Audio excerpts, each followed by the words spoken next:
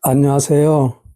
무기한 금식투쟁 제5일차 메시지입니다. 제목은 주원개혁교회의 불순종, 말씀에 순종하지 않으면서도 교회인가? 말씀에 순종하지 않는 교회가 과연 교회라고 할 수 있는가 하는 의미입니다. 이 메시지는 신앙의 이름으로 폭력을 당한 목사가 이 폭력이란 신앙적 폭력을 말합니다. 이제 내부 고발자가 되어 한국 교회 앞에 피를 토하듯 외치는 절규입니다.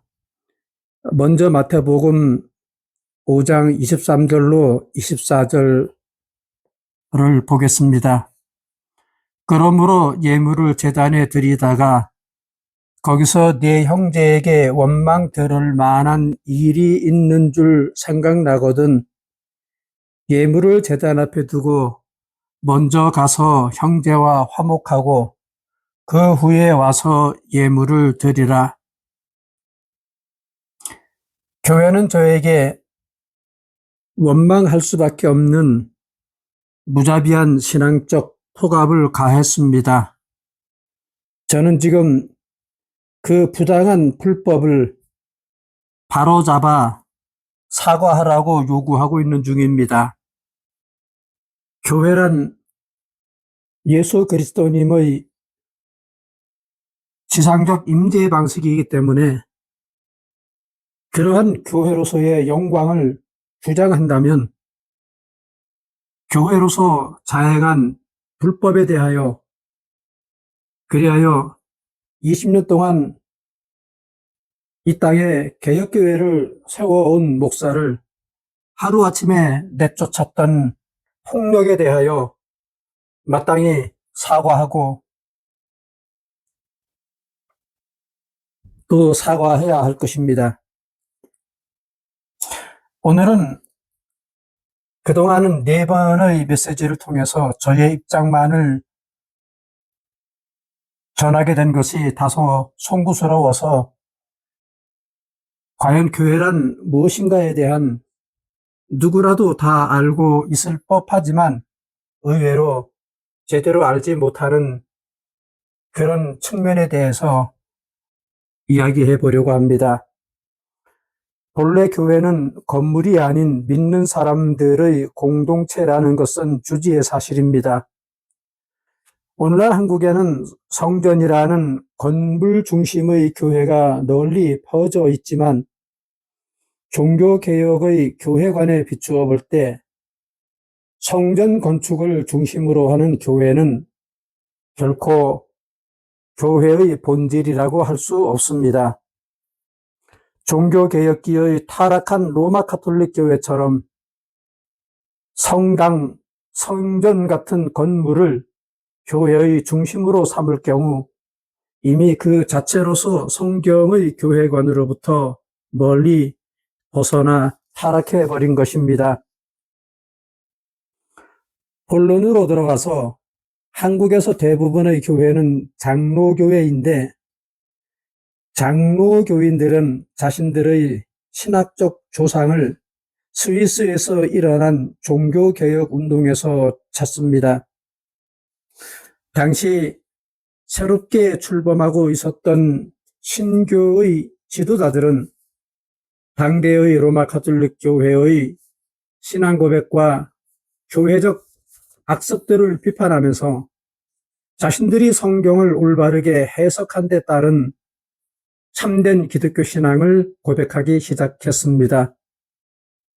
널리 알려진 이야기이듯이 1517년 10월 31일에 독일에서 마르틴 루터와 함께 본격적으로 시작되었던 종교개혁은 시간이 지나면서 독일을 넘어 스위스 지역으로 옮겨가게 되었습니다.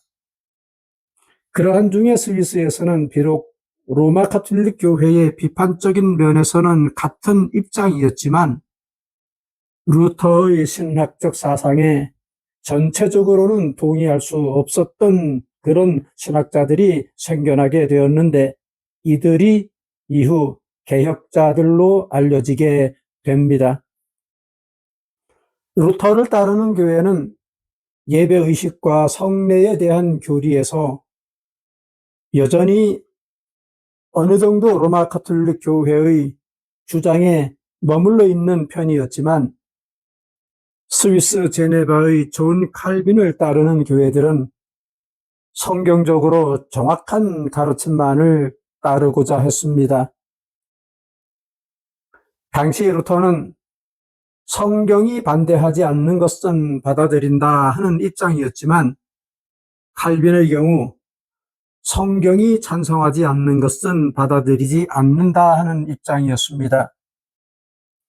루터와 칼빈 두 사람 모두 위대한 개혁자였지만 특별히 예배 의식과 성례에 대한 견해에서는 차이를 보였고 이로 말미암아 개신교 교회는 두 진영으로 나누어지게 되었는데 그때 후로 오늘에 이르기까지 이들은 각기 루터 교회와 개혁교회로 불려지고 있습니다.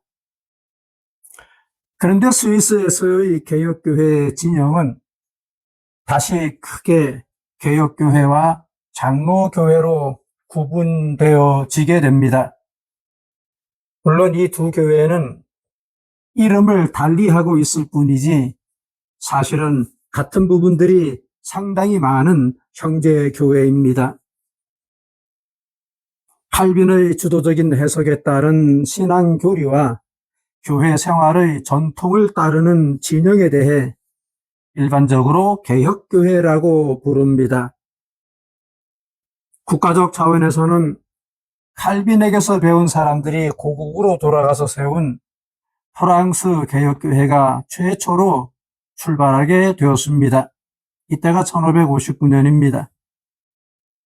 이어서 이러한 개혁교회가 발전해 나가는 가운데 다시 유럽 대륙을 벗어나 스코틀랜드에 정착하게 되는 개혁교회가 있었는데 당시 감독에 의한 교권 정치가 시행되던 데에 반대하고 장로회의에 의한 교회 정치를 강조했던 의미에서 장로교회라는 이름을 취하게 되었습니다. 이때가 1560년 8월입니다. 스코틀랜드에 생겨난 장로교회는 제네바의 신학자 칼빈으로부터 큰 영향을 받았던 존 녹스와 이 존 녹스의 뒤를 이었던 앤드류 멜빌의 개혁에 힘입어 이루어지게 되었습니다. 스코틀랜드의 장로교회는 잉글랜드에서 진행된 국가교회 곧 성공회를 개혁하는 데에도 공헌하게 되어 이후 웨스트민스터 회의에 대표단을 파송하여 큰 영향력을 발휘할 정도가 되었습니다. 그리고 아일랜드에도 장로교회를 세우게 되었습니다. 그러한 가운데 17세기 이후 영국, 스코틀랜드, 아일랜드 등지로부터 많은 장로교 신자들이 신대륙 아메리카로 이주하게 됨에 따라 오늘날 미주 지역 여러 곳에도 장로교회가 세워지게 됩니다. 한편 유럽 대륙에서 일어난 개혁교회는 주로 스위스, 독일 라인강 유역에 위치한 지역, 그리고 헝가리 등지에 자리를 잡기 시작합니다. 가장 확고히 자리를 잡은 곳은 낮은 땅의 나라 네덜란드였습니다. 당시 네덜란드 국민들은 스페인 지역을 다스리던 카를 5세와 그의 아들 펠리페 2세의 로마 가톨릭 교회의 신앙을 강요하는 확장에 맞서 정치적이고도 신앙적인 자유를 위해 피 흘려 싸우게 됩니다.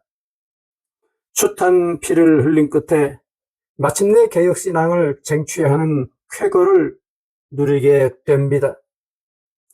그렇게 해서 16세기 하반기에 개혁주의 신학과 신앙에 근거한 개혁교회가 화란에도 세워지게 되었던 것입니다. 그리고 이들 개혁교회의 신자들 역시 17세기 초부터 신대륙 아메리카로 이주하게 됨에 따라 그곳에 자연히 개혁교회를 세우게 되었고, 그리하여 미국에는 자연스럽게 장로교회와 더불어 개혁교회도 생겨나게 되었던 것입니다. 모든 것이 하나님의 주권적 섭리였음은 두말할 필요 없습니다. 개혁교회는 주로 벨기에 신앙고백, 하이델베르크 신앙고백 문답, 또르트 신경을 교회가 믿는 신앙고백으로 채택하고 있습니다.